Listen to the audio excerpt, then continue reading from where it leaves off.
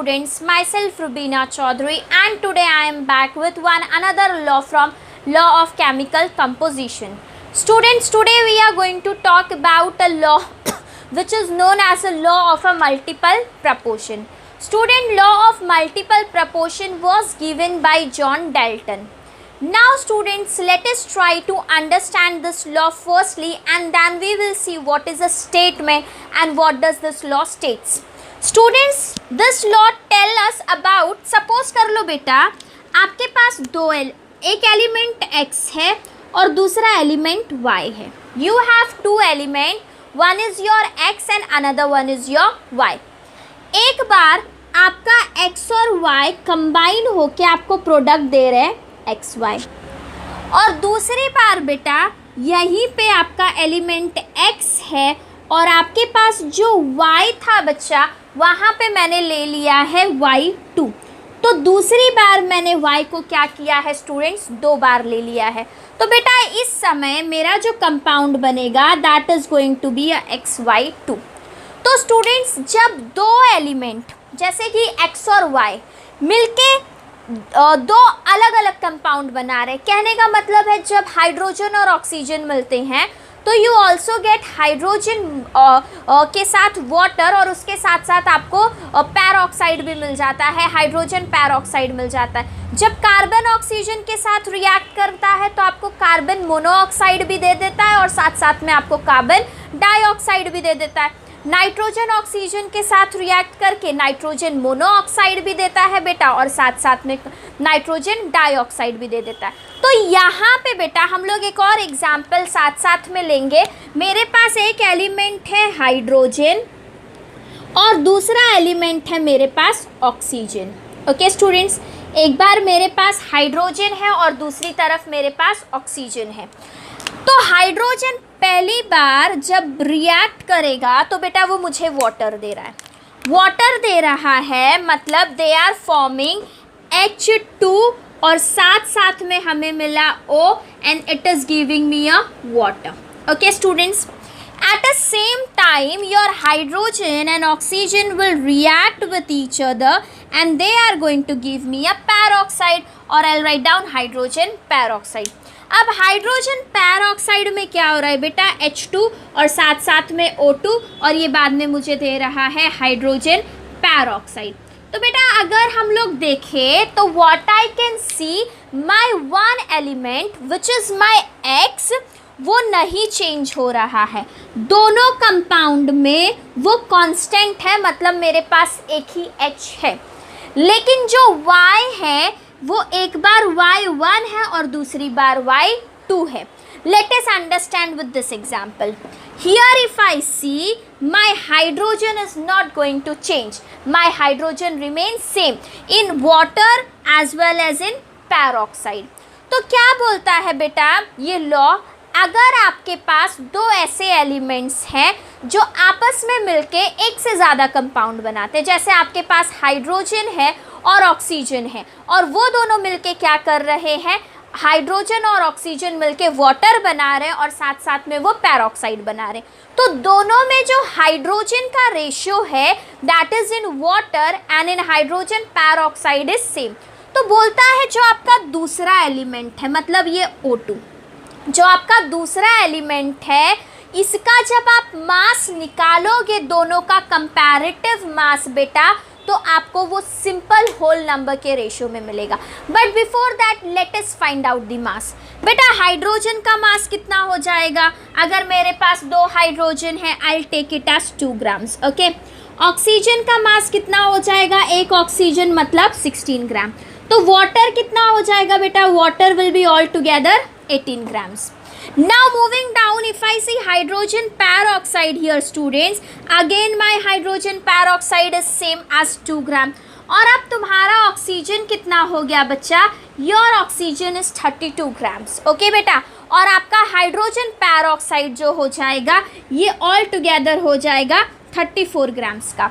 तो according to the law of multiple proportion which was stated by John Dalton, what he is saying you बेटा, जब एक element का मास जब आप दो एलिमेंट को मिला के कंपाउंड बना रहे हो, एक से ज़्यादा कंपाउंड बन रहा है। दो एलिमेंट हमारा हाइड्रोजन हो गया और ऑक्सीजन हो गया, वो मिलके मुझे वाटर भी दे रहे हैं और वो मिलके मुझे हाइड्रोजन पैरोक्साइड भी दे रहे हैं। तो वहाँ पे बच्चा हाइड्रोजन तो कांस्टेंट है, hydrogen is not changing, hydrogen दोनों जगह पे 2 ग्राम्स है, हाइड्रोजन का मास कांस्टेंट है। लेकिन जिसका मास चेंज हो रहा है वो मास किसका है बेटा, वो मास आपका ऑक्सीजन का है। तो what he is telling you students कि ऑक्सीजन का जो मास है वो कांस्टेंट हो, वो सिंपल होल नंबर रेशियो में होगा। दोनों कंपाउंड को कंपेयर करो बेटा, तो एक जगह पे तुम्हारा हाइड्रोजन 16 है, दूसरी जगह पे तुम्हारा हाइड्रोजन 32 है। तो इसको मैं लिख सकती हूँ क्या 1:2 में। ये students I can write down 1:2। तो what I am getting here is बेटा my ratio is a simple whole number ratio. और ये क्या है, ये स्मॉल और सिंपल होल नंबर का रेशियो मिलेगा, small simple whole number ratio. Let us try to understand the statement which was given by Sir John Dalton. Let us see beta.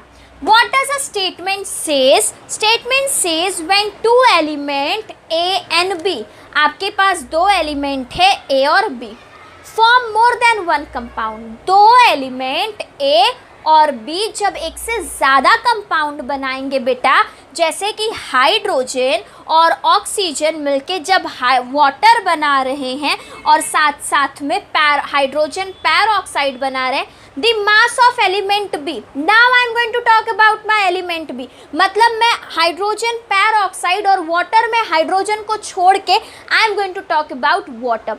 तो जब मैं बात करूं अपने सेकेंड एलिमेंट के मास के बारे में, the mass of element B that combines with the mass of element A, जो आपका एलिमेंट बी का मास होगा, आपका एलिमेंट बी कंबाइन हो रहा है ना बेटा, हाइड्रोजन के ऑक्सीजन कंबाइन हो रहा है, हाइड्रोजन के साथ वाटर दे रहा है, ऑक्सीजन कंबाइन हो रहा है, हाइड्रोजन के साथ पैरोक्साइड दे रहा है। तो वो बोलता है जो तुम्हारे बी का मास होगा is always in a small whole number.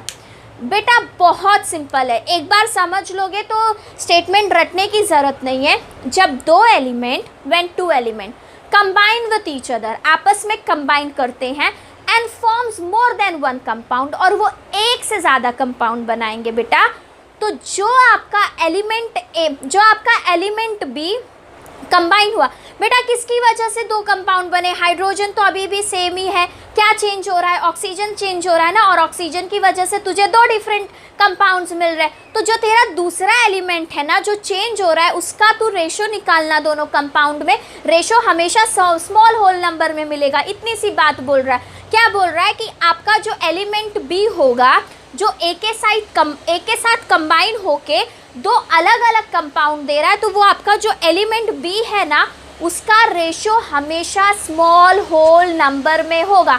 I hope student you have understood this. एक और छोटा सा एग्जाम्पल ले लेते हैं, that is in terms of nitrogen. बेटा नाइट्रोजन ऑक्सीजन के साथ रिएक्ट करके नाइट्रोजन ऑक्साइड बनाता है, right students. At a same time जब आपका नाइट्रोजन दूसरे एलिमेंट के साथ ऑक्सीजन के साथ रिएक्ट करेगा, तो वो बेटा क्या बना सकता है, वो बना देगा नाइट्रोजन डाइऑक्साइड। बेटा नाइट्रोजन डाइऑक्साइड में हमें क्या चाहिए, आई वॉन्ट 2 ऑक्सीजन, और here only I need 1 oxygen. My hydrogen is going to remain 14. Here also my hydrogen is going to remain 14. That means hydrogen is not changing. Hydrogen is my element number 1.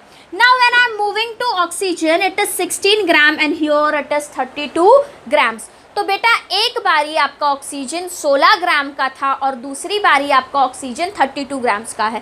अब इन दोनों का ratio निकाला तो ratio मिला 16:32। अब इसको मैं बोल सकती हूँ 16:32 को 1:2। This is only what law of multiple proportion tells you students. Law of multiple proportion बोल रहा है दो एलिमेंट जब कंबाइन होके एक से ज़्यादा कंपाउंड बनाते तो एक का तो मास सेम है, जो दूसरे वाले का मास चेंज हो रहा है उसका जब आप रेशो देखोगे दोनों कंपाउंड में तो वो हमेशा स्मॉल होल नंबर रेशो में होगा. We have taken two example. We have taken example of water and hydrogen peroxide. Here nitrogen monoxide and dioxide. You can same go with carbon monoxide and dioxide. Students, there also you are going to see same things. Okay students, तो यहाँ पे हमने law of multiple proportion discuss कर लिया है, which was given by John Dalton. This was my third law of chemical composition students. Now after this lecture I will be telling you about Avogadro's law and law of and Gay-Lussac's law of combining volume. Students, that two laws will be discussed in a single lecture because these both laws are somehow connected to each other. So students, keep watching my lecture. Thank you and keep watching.